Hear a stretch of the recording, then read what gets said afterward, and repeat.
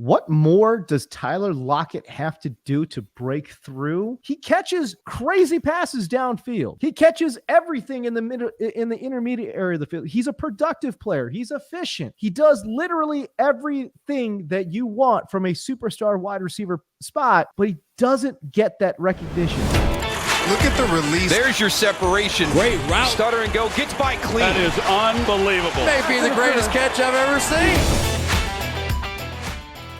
Listen, buddy, you want to talk about Tyler Lockett? I'm always down to talk about Tyler. I look at some of his success rates on some of these routes, and I can't even fathom it. I don't understand.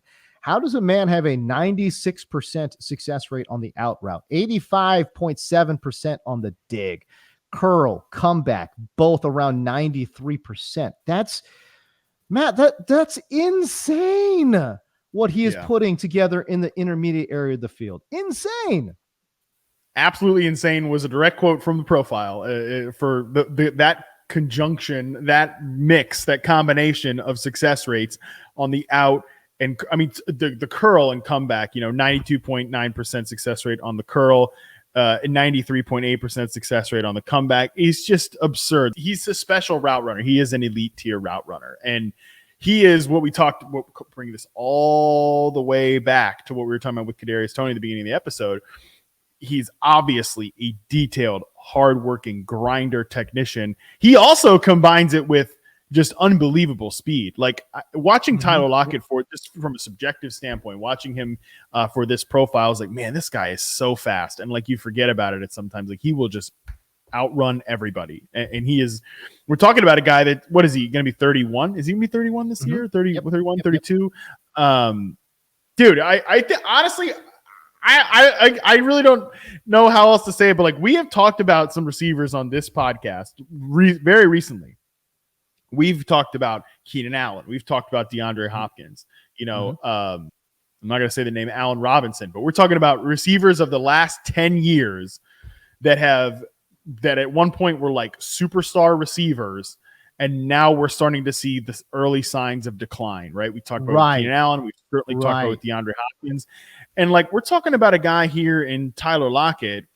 There is no evidence of a decline. Not only is there zero evidence on Tyler Lockett's 2022 game film that there has been any sort of decline, his success rate versus man coverage of 78.9% last year, it falls at the 95th percentile. It's also the best score of his career. He posted a career high success rate versus man coverage last season at his age.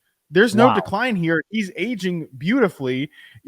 Top 5 success rate versus man coverage from the reception perception database last year. Number 1 is Stephon Diggs. Number 2 is Justin Jefferson. Number 3 is A.J. Brown. Number 4 is Tyler freaking Lockett. And number 5 is Devontae Adams. Like, put this man in that tier. That is where he deserves to be because the game film backs it up 1,000%. What more does Tyler Lockett have to do to break through, to like cut through the noise of it all? Right? Like he's not considered the best wide receiver on his own team. I mean, forget about these fantasy knuckleheads who I'm not saying all people are fantasy knuckleheads. I'm just saying the knuckleheads who play fantasy that are taking, Jackson Smith and Jigba ahead of Tyler Lockett. I mean, like, what are we doing out here? Come on, bro. Like, are you serious? Anyways, but what I'm saying though is like, what? And we love Jackson Smith and Jigba. We love Smith and Jigba. Sure, it's not absolutely a reflection of him.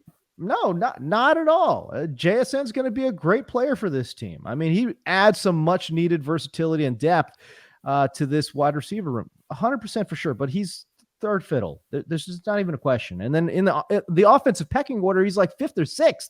They're going to go to the running backs more than they're going to go to JSN. Stop it. Anyways, but for Tyler Lockett, what more does this man have to do? I don't understand. Like he catches crazy passes downfield.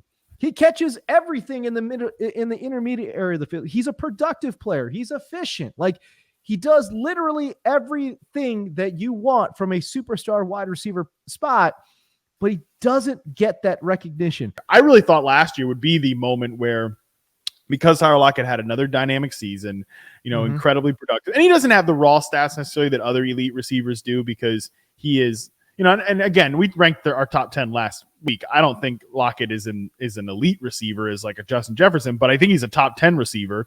But he doesn't put like top 10 receiver numbers up. He plays the Seahawks, besides another great receiver, on a run heavy conservative, and I'm not saying this is a bad thing, but a run heavy type of thing with Pete Carroll in that offense, Shane Waldron coming from the Rams tree. They're going to lean on the run game a little here. But I really thought last year was going to be where he went from underrated receiver to true superstar. And now he's being drafted in fantasy behind Jackson Smith-Njigba, a rookie, which makes no sense.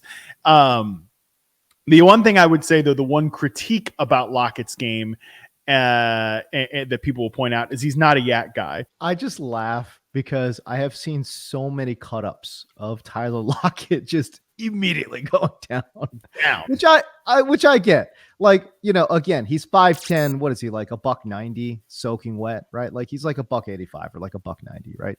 Like, and again, he's you talk about no decline in his game. Preservation of body has certainly helped with that. Obviously, he takes his health very seriously. And he doesn't, again, 12.3% of his routes were the slant route, which at 5'10", 185, you'd be surprised by that number, right? You would expect that number to be well over 15%. Not the case. They line him up outside, and they ask him to make big boy throws, big boy routes. Okay, but what I did find really interesting about this, Matt, though, is that, man, he just runs a little bit of everything. Guys don't really do that in the NFL. Guys have routes that they like to run or are pigeonholed into their particular offenses. We talk about the extreme case in like Cincinnati, where like everything's just, we're going deep down. We're running the nines like all day long, right? That's not Tyler Lockett. He doesn't have a single route that he runs for more than like 15%.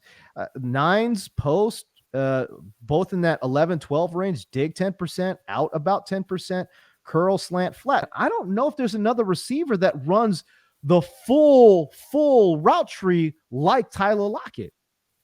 Yeah, I would have to really think about it like that, but he is definitely one of the more balanced ones out there. And you juxtapose that, like you said, 15.2% on the curl route. That's his most commonly run route in reception perception in the game sampled.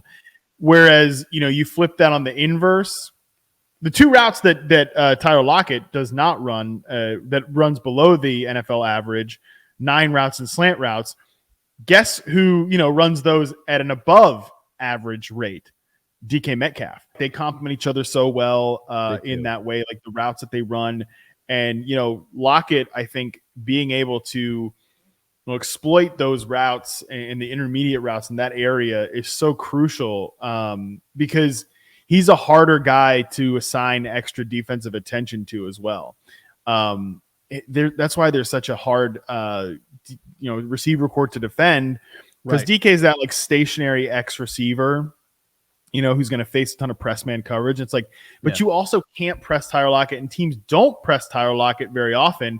Just 6.5% of his sampled routes were against press coverage in reception perception last year, because they're afraid of getting burned over the top. Tyler Lockett, interesting dude, over the last 5 seasons now has a 74% catch rate.